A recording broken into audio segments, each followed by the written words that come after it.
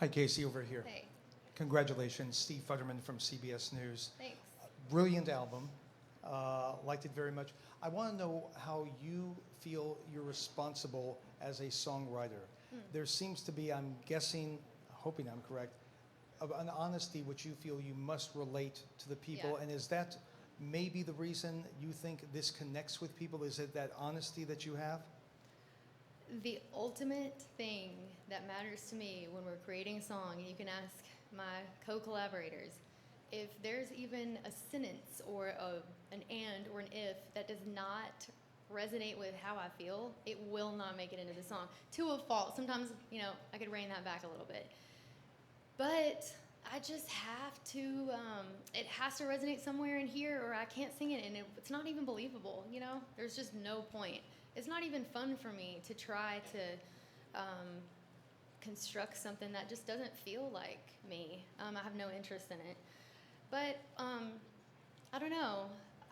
When I think of all of us out there that just love music, we love it when it hits a nerve, no matter what it sounds like. And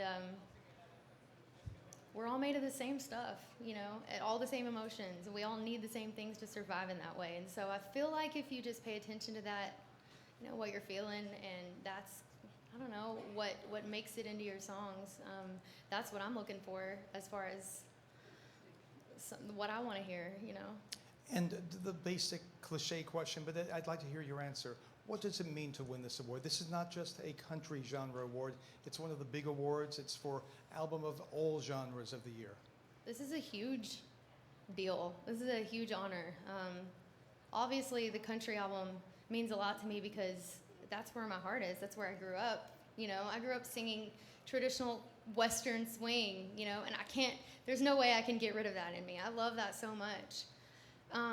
But to say that something that I'm part of is the best out of a year in which was thriving with creativity, uniqueness, bold creators stepping out with something to say.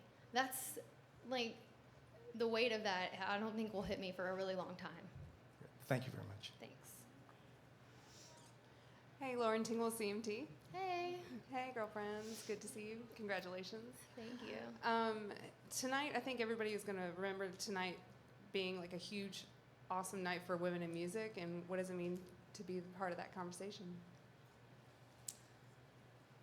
I think that women have a really necessary perspective to art, to music, and it's really nice to see that getting a chance to be included. I know, I think it takes two to tango in that. I think it takes women having the balls to put out art that might not always be liked by everyone, but it also takes people on the other side of that to reach out and give those things a chance to be heard, or seen. And as a bold and courageous storyteller, do you wake up with that courage every day, or do you ever second guess yourself? No. Oh my God, no. No, I don't. Hi, it's Chris from Variety. Hey. You took a big creative risk with this album, and it's always great to see creative risk getting rewarded.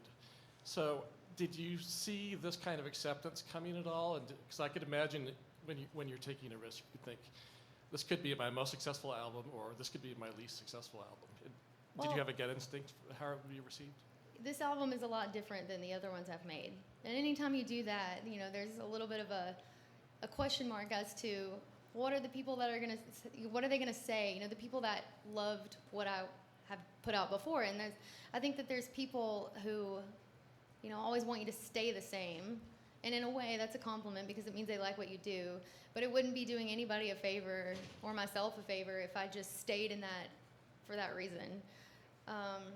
When we created the music, just in a little backyard studio there in Nashville, we had the creative time to catch our creative wind, experiment, throw paint at the wall, see what we liked, see what we didn't like, and all we knew is that it made us feel good, and that to me is the mark of something that I feel like is good. If it makes me feel something, and this album came along at a time when I was leaving my 20s, looking into my 30s.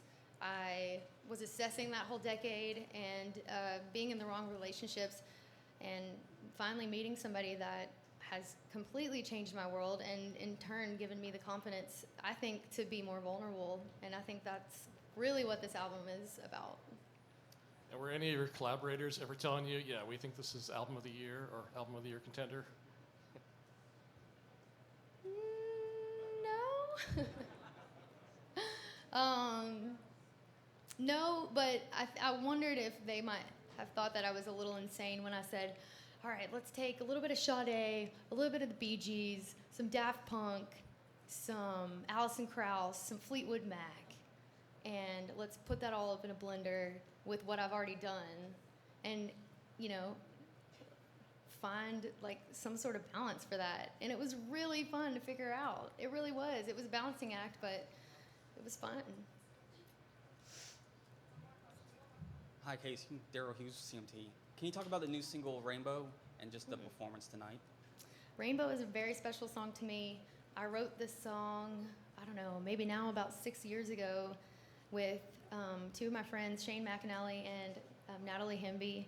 And it actually started out as a little bit of a memo to myself. And, you know, but really it's just for anybody with any kind of a weight on their shoulders. It's extra special, too, because it was my grandmother's favorite before she passed away. And we played this song at her funeral. So there's a lot of emotions tied up in this song for me. It's not really to anyone in particular. It's just for anyone who, I don't know, feels like they need to lean on it. And the performance was special to me because it was a chance to just, I don't know, really sing from my heart and not bother with any fireworks, any like crazy production. It was just the way that Ian and I recorded it in the studio that day at Sheryl Crow's stable recording studio, Nirvana.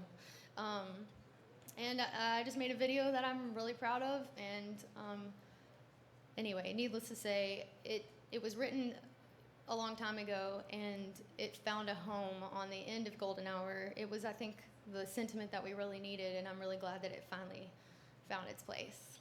Absolutely. Thank you. Thanks.